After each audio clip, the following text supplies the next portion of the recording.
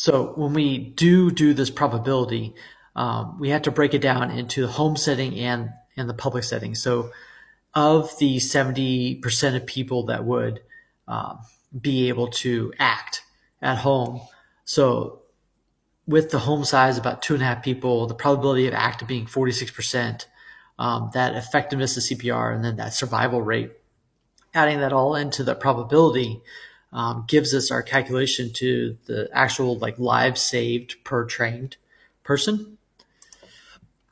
And so when we think about it, let's just make our math easy. So we're going to say of the 10,000 people, how many lives can we save for every 10,000 people trained?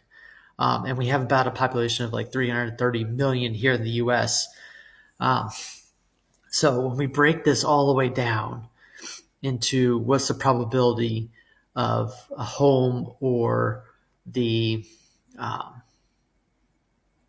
public lives saved, we do this calculation and we get about 0.46 lives for every life saved of that 10,000 people trained in the home setting, and about 3.7 for that in the public setting.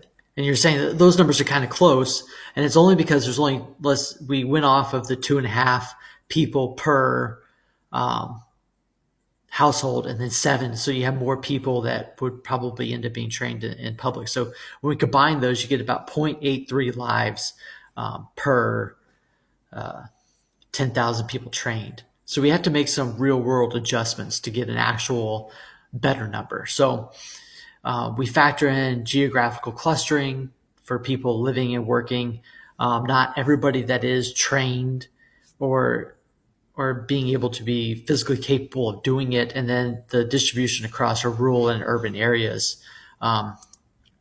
So when we do that final calculation, we take our 0.83 lives times by our